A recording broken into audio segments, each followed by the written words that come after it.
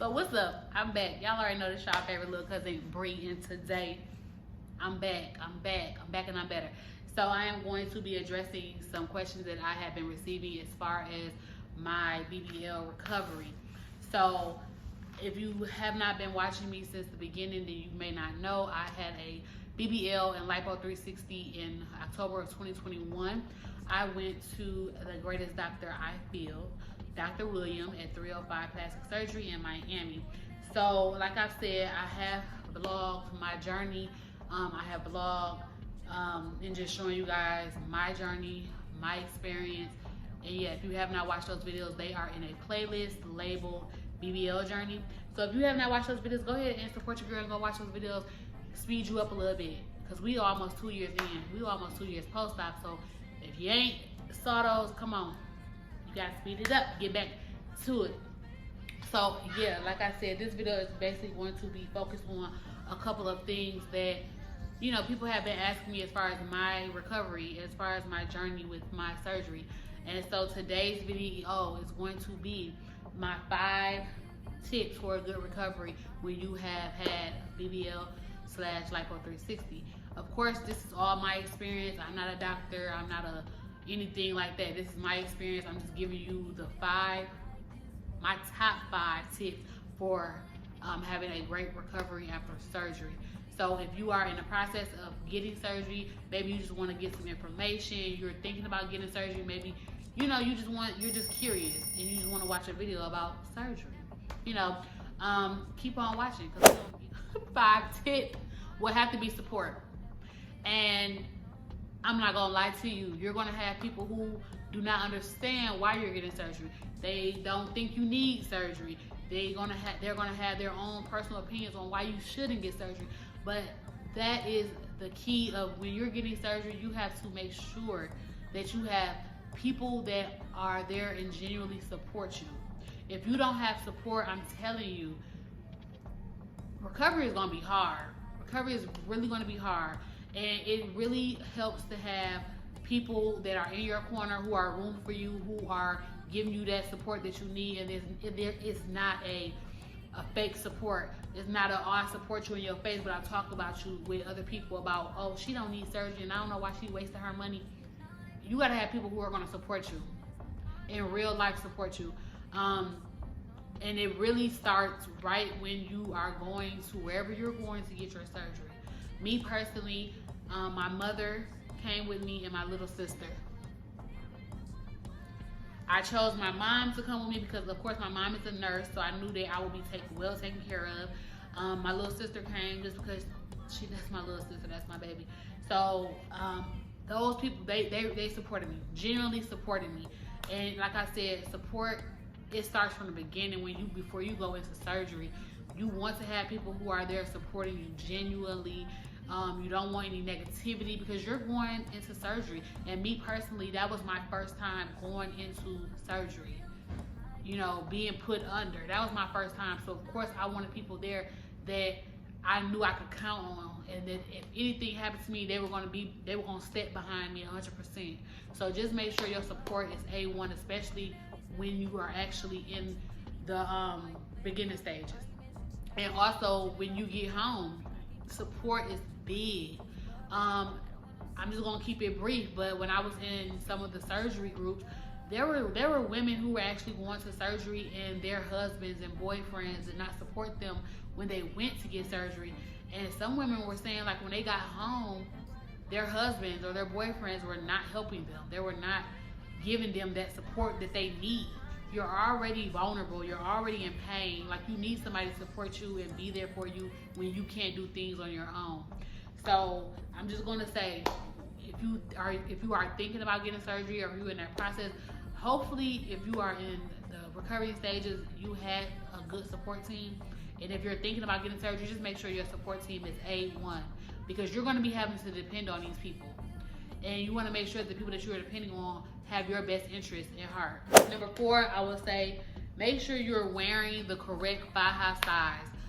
When I came out of surgery, of course, you're swollen. They have to inject liquid or fluid inside of your body to break up the fat once they're like suctioning it out. So you're going to be swollen, of course. So they are going to put you in a thigh high. I think there's 2 sizes too big. So me personally, when I came out, I was like in a 2X. And when I went to my first massage appointment, she was like, you need to switch your thigh high, like it's too big for you. And of course, when you get a thigh high and you get surgery, those thigh highs are put in place to compress your body, basically alleviate all of that fluid and things like that out of your body. So when I went to my first massage, she told me my thigh high was too big. I needed to get a smaller one. And when I got the purchase one from her and I bought it, it was too tight. It was hard for me to get on, but I have learned over the time that if it's too easy for you to put button up and stuff, that's not a good thigh high for you. It's supposed to be fitted. It's a compression garment. So I just wish I would have knew that when I got home, I was still in the thigh high that I had when I got out of surgery. And at that point, I think after 6 weeks, I still was not in a stage 2 thigh high. And in a, I can't even think, y'all, but in the perfect world, at 4 weeks, you're supposed to be into a stage 2 thigh high. And I did not get my stage 2 thigh high until I was 6 weeks. And that's when I purchased my first thigh high from Tributo. So just make sure that you are wearing the right size thigh high. If you are having surgery overseas or out the country or in Miami and you don't live there and you don't know, I would just say make sure you go to an area in your city and a person who does thigh highs or things like that, and just ask questions, because you want to make sure you're getting the right compression for your body to get that hourglass type of look. My number 3 good recovery tip is having a consistent masseuse. Make sure you are getting your massages. Day 1, A1, please get your massages. Make sure that you have a consistent masseuse that knows what they're doing, that knows how to give you the right massages, the right woodwork, whatever. Make sure they know what they're doing.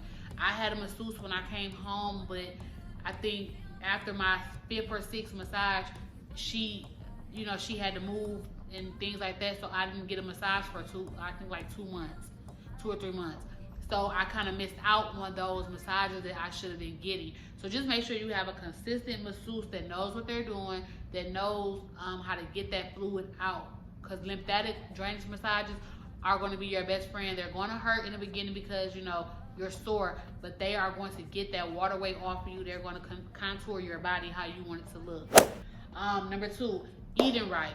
Now this is one thing that after surgery you're gonna not gonna have a appetite. I already didn't have an appetite before surgery, but after surgery I could tell that I got full very fast. And I knew that I needed to eat. Of course, you have to eat. You have to eat good things. I mean, people ask me, did I feed the fat? And I didn't necessarily feed the fat. You know what I mean? So I just ate, but I didn't eat crazy. I didn't eat fried food. I didn't eat rice. I didn't eat white bread. I ate like I was kind of like on a diet, but I still ate enough proteins and vegetables and fruits and stuff like that. Also, you're gonna make sure you're drinking a lot of liquids. You're gonna not all that sugary Gatorades with all that salt. A lot of people tell you to drink like Gatorades and stuff, but that is filled with sodium, because that's like when you sweat, it puts the sodium back into your body. So you don't want that, because sodium makes you swell. So I would say like pineapple juice, water. And I'm saying that to say, because I did not do as I'm saying, and I knew I had did so much research, and I told myself, when I get my surgery, I'm gonna be drinking pineapple juice around the clock. I was literally didn't have any type of appetite. So I'm just saying that is like one of my tips. Make sure you're eating good, eating right, regularly, and make sure you're intaking a lot of liquids to get that fluid off. And number 1, I'm going to say trust the process, trust the process, trust the process. You're not going to look like, oh my God, right when you step off the table. You're not. Unless you didn't have another 2 or 3 other rounds, you're not going to be perfect. Nobody's body is perfect. I had to learn that. You have to work at it. You have to wear your thigh high. You have to eat right. You have to have that liquid intake. You have to make sure you're getting your massages. You have to wear your thigh high, but you have to trust the process.